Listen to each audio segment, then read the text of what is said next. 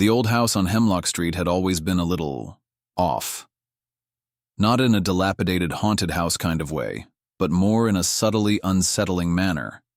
Its paint was perpetually a shade too pale, its windows seemed to stare with an unsettling stillness, and the overgrown ivy that clung to its brick facade always seemed to be inching closer, as if trying to swallow the building whole. For years, it had remained empty, a silent sentinel at the end of the cul-de-sac. Then, one crisp autumn afternoon, a moving truck pulled up, and a young couple, Sarah and Ben, began unloading boxes. They were bright-eyed and optimistic, eager to start their new life in the quiet suburban neighborhood. Their arrival was met with the usual neighborly greetings. Mrs. Henderson from across the street brought over a casserole. Mr. Peterson from 2 doors down offered to help with the heavy lifting, and the other residents offered warm smiles and welcoming words. Everyone, that is, except for the boy next door. He emerged from the shadows of his own house, a dilapidated 2-story with a perpetually boarded-up window on the 2nd floor, as Sarah and Ben were unpacking a large potted fern. He stood at the edge of his lawn, a small, thin figure with eyes that seemed too large and too dark for his pale face. He didn't offer a greeting, didn't smile, just watched them with an unnerving intensity. "Hello there," Sarah called out, her voice bright. "We're your new neighbors. I'm Sarah, and this is Ben." The boy didn't respond. He simply continued to stare, his gaze unwavering. He was perhaps 8 or 9 years old, with a shock of unruly black hair that fell over his forehead. He wore a faded, ill-fitting gray hoodie and jeans, despite the pleasant autumn weather. Ben, ever the friendly type, tried again. "Everything all right, young man?" "We're just moving in." The boy finally blinked, a slow, deliberate movement. Then, without a word, he turned and disappeared back into the shadows of his house, the front door creaking shut behind him with a mournful sigh. Sarah and Ben exchanged a look. "That was odd," Sarah said, a slight frown creasing her brow. "Yeah," Ben agreed. "A little creepy, even." Over the next few weeks, they would see the boy occasionally. He was always in his yard, a solitary figure seemingly lost in his own world. He never played with the other children in the neighborhood, never waved or acknowledged their presence. He simply stood or sat, his large dark eyes fixed on something unseen. They tried to be friendly. Sarah would bake cookies and leave them on his doorstep, but they would always be gone the next morning, the plate left untouched. Ben would offer a casual "hello" as he mowed the lawn, but the boy would simply look at him and then look away. It was the silence that was the most unsettling. The boy never spoke. Not a word. One evening, as the sun began to dip below the horizon, casting long, eerie shadows across the street, Sarah was in the kitchen, preparing dinner. She glanced out the window and saw the boy standing in his yard, directly beneath the single flickering porch light. He wasn't moving, just standing there, his face illuminated in the dim glow, his eyes fixed on their house. A shiver ran down Sarah's spine. It wasn't just the stillness. It was the way he was looking at their home, as if he was studying it, analyzing it. "Ben," she called out, her voice a little strained. "Come look at the boy next door." Ben came to the window and looked. The boy was still there, a small, dark silhouette against the fading light. "He's out there a lot," Ben observed. "Doesn't he ever go inside?" "I don't know," Sarah said, her voice barely above a whisper. "I never see anyone else around his house. No parents, no siblings. Just him." As the weeks turned into months, the unsettling presence of the boy next door became a constant, low-level hum of unease in their lives. They tried to ignore it, to chalk it up to a shy or introverted child. But there were little things that chipped away at their peace. They started noticing strange occurrences. Their cat, Mittens, who was usually a friendly and playful creature, became agitated and would hiss and growl whenever she was near the boy's yard. They found their trash cans overturned in the middle of the night, the contents scattered across their lawn. One morning, they discovered a small, crudely drawn picture on their front porch. A stick figure with enormous, staring eyes, standing in front of a house with a boarded-up window. The neighborhood, once a place of friendly smiles and casual chats, began to feel different. Other neighbors started to mention the boy in hushed tones, expressing their own unease. Mrs. Henderson confided that her dog would bark incessantly whenever they walked past his house. Mr. Peterson admitted that he'd seen the boy standing at his window late at night, just staring. "He just gives me the creeps," Mrs. Henderson had said, her voice low. "There's something off about him."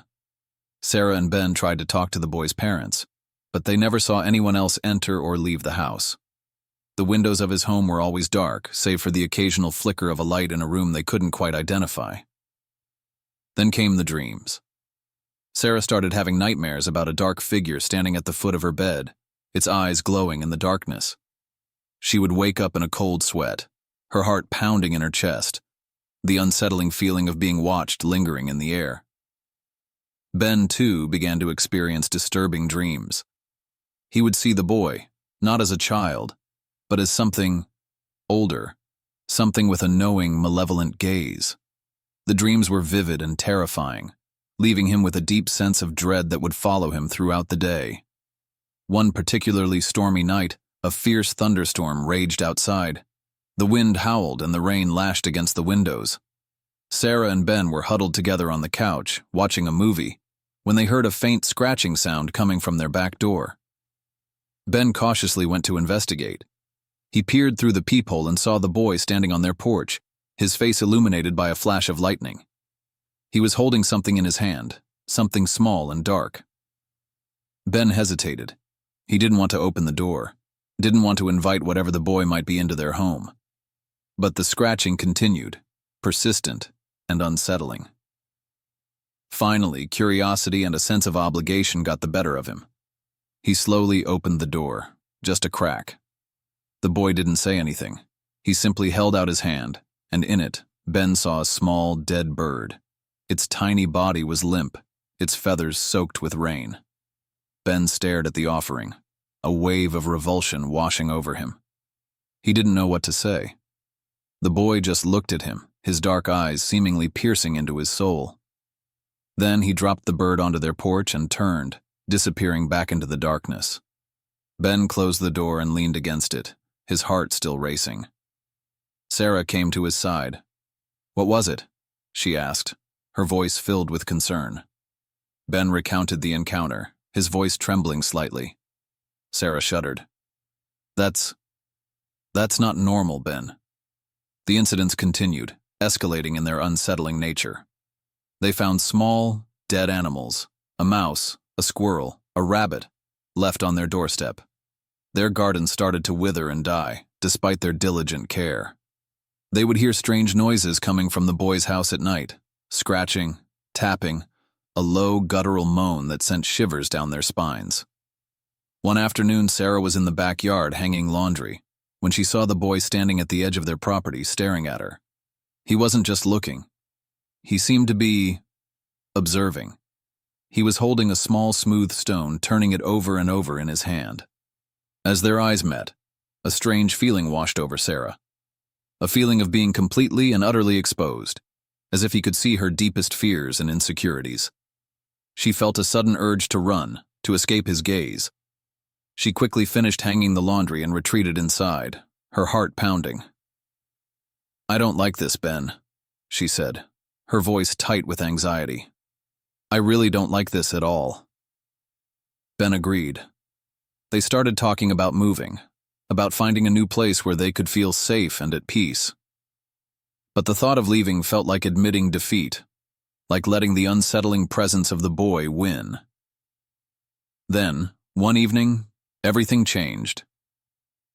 They were sitting in their living room, watching television, when they heard a blood-curdling scream coming from outside. It was a child's scream, filled with terror. They both jumped up, their hearts pounding. They ran to the front door and flung it open.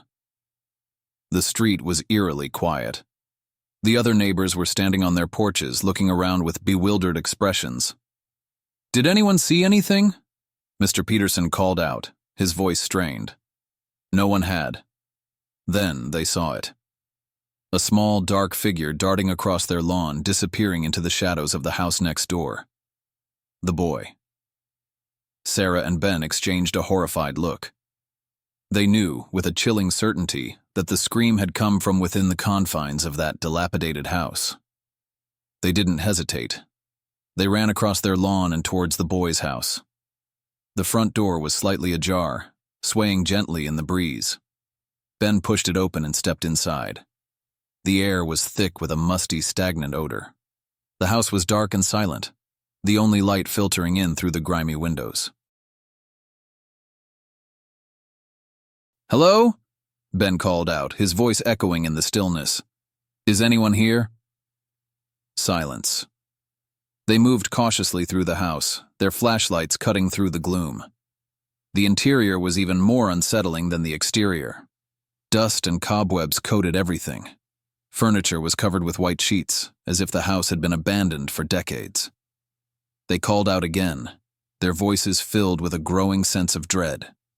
Then they heard it, a faint whimpering sound coming from upstairs. They hurried up the creaking staircase, their hearts pounding in their chests. The second floor was just as dark and dusty as the first. They followed the sound to a closed door at the end of the hallway. Ben reached for the doorknob, his hand trembling. He pushed the door open.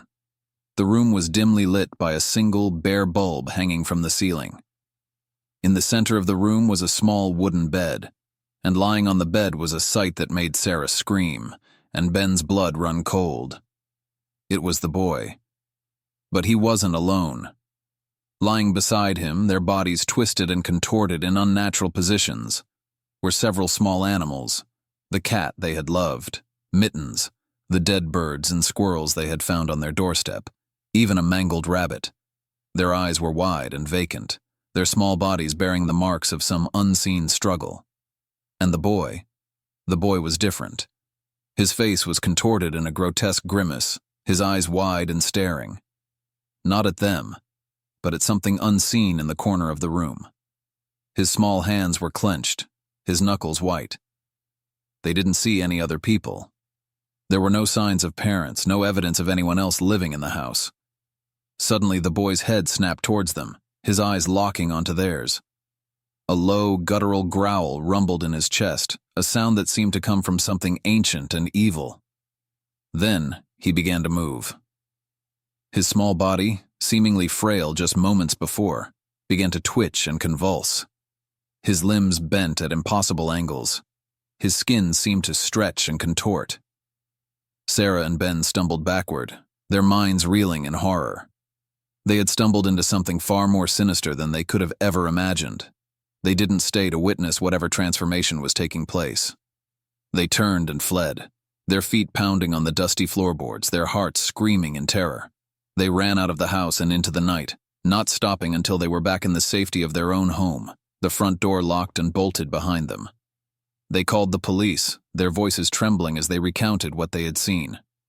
But when the officers arrived, they found nothing. The house next door was empty, the animals gone, the room upstairs just a dusty, empty space. There were no signs of forced entry, no evidence of anything out of the ordinary. The neighbors, when questioned, claimed they had never seen anyone other than the boy enter or leave the house. The police shrugged it off as a misunderstanding, a bad dream. But Sarah and Ben knew what they had seen. They knew the truth. They moved out of the house on Hemlock Street a week later, leaving behind the unsettling silence and the lingering feeling of being watched. They never spoke of the boy next door again, not to each other, not to anyone.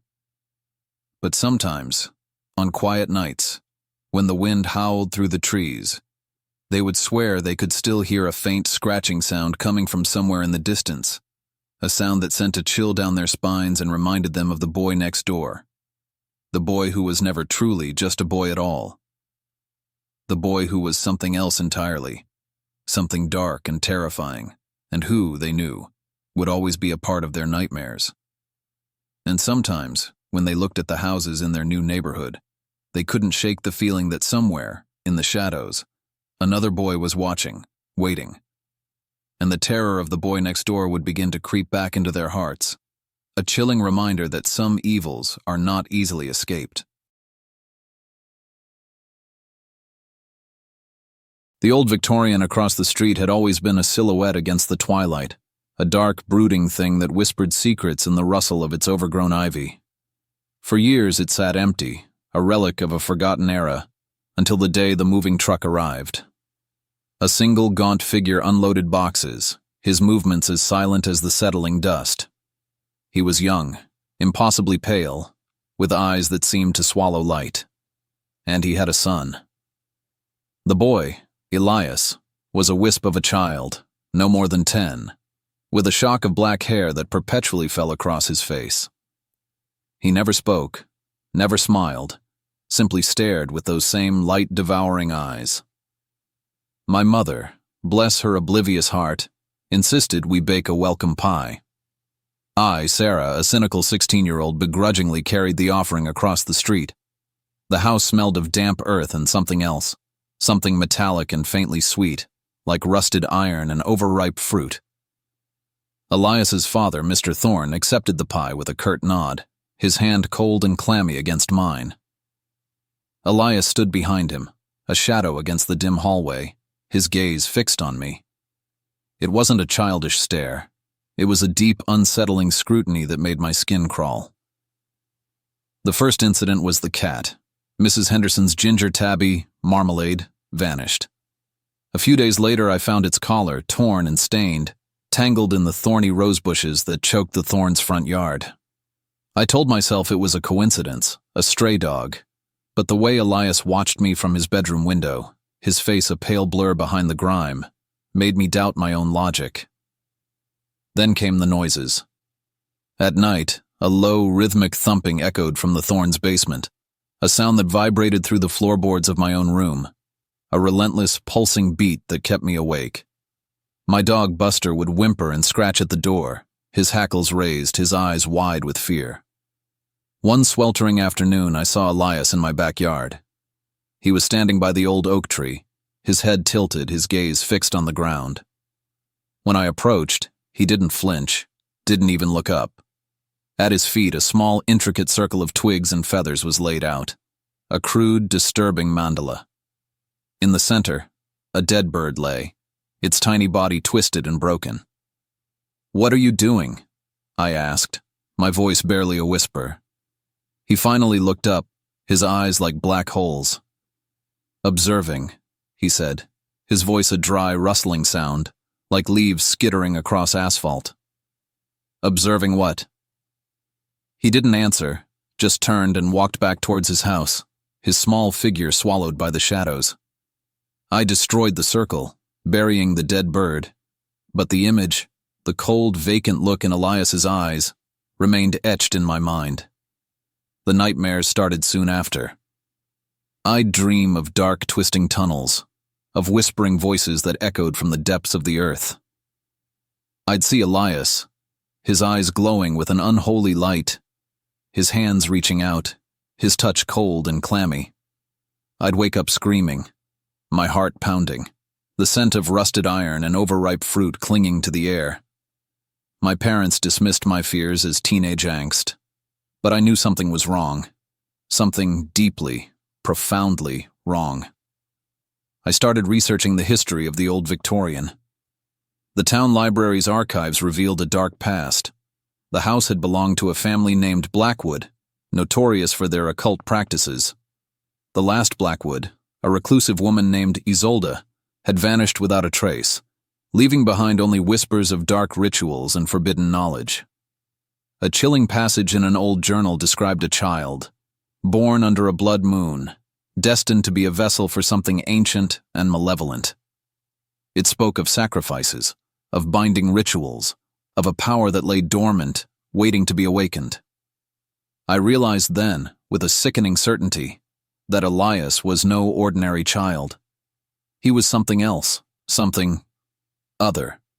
The disappearances began. First, it was old man Withers, the recluse who lived at the end of the street.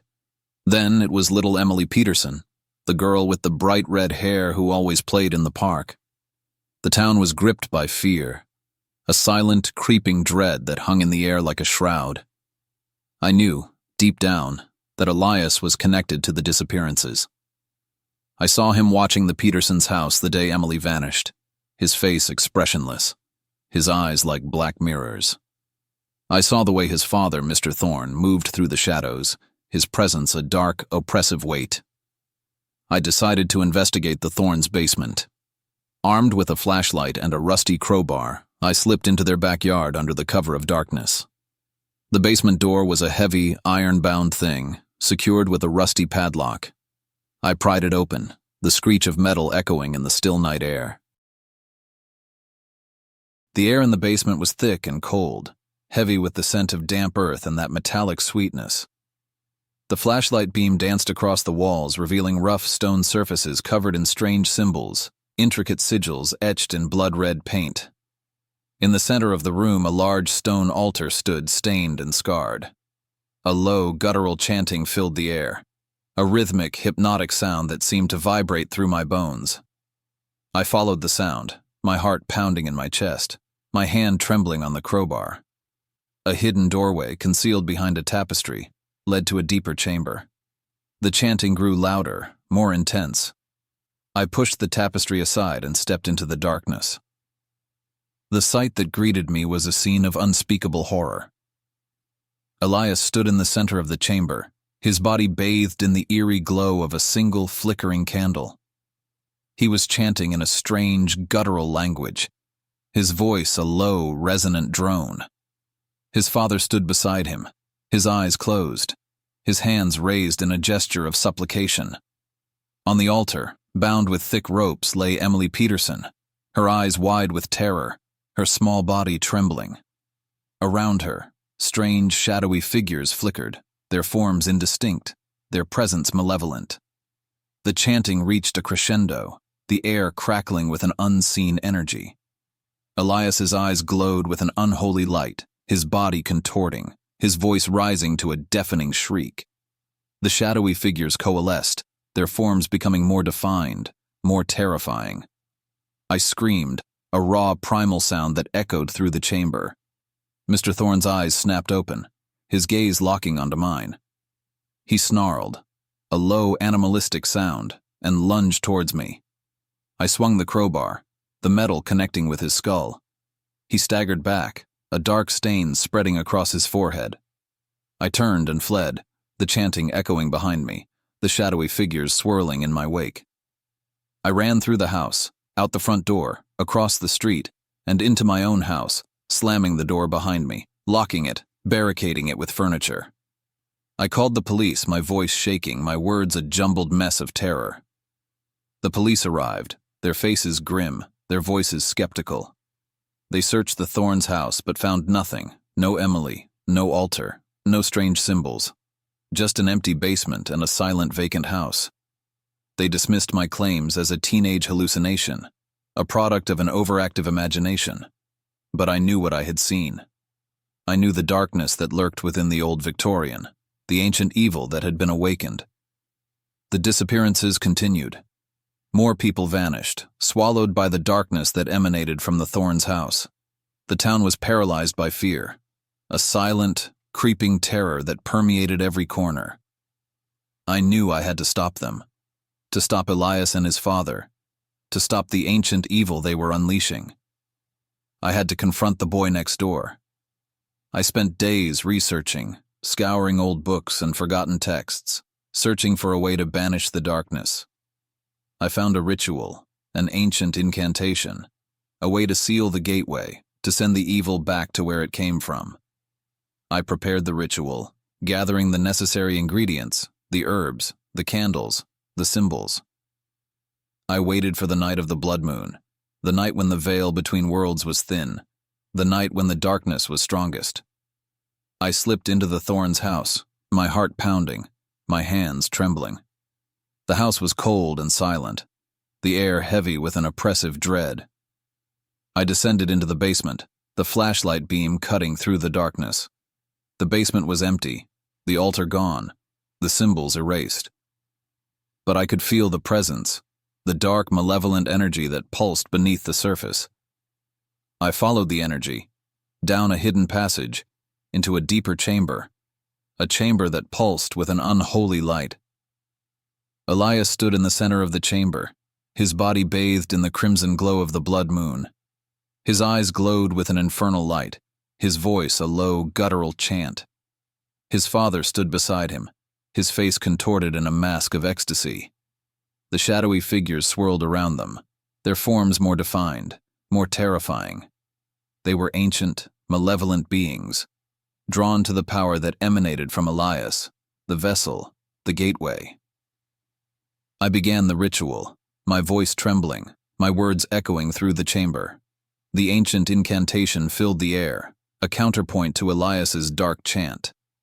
The air crackled with energy, the room filled with a blinding light. The shadowy figures recoiled, hissing and shrieking, their forms dissolving into the darkness. Elias screamed, a sound of pure, unadulterated rage. His body contorted, his eyes burning with an infernal fire.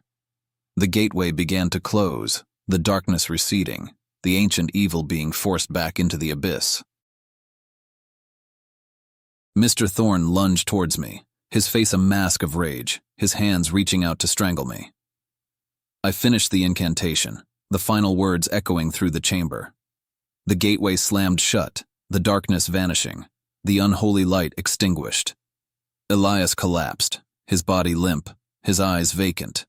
His father crumpled to the floor, his body lifeless. The chamber fell silent, the air still and cold. I stood there, trembling, my body shaking, my mind reeling. I had faced the darkness, and I had survived. The next morning, the police found the bodies of Mr. Thorne and Elias. The old Victorian stood empty once more, a dark, brooding silhouette against the twilight. The disappearances stopped.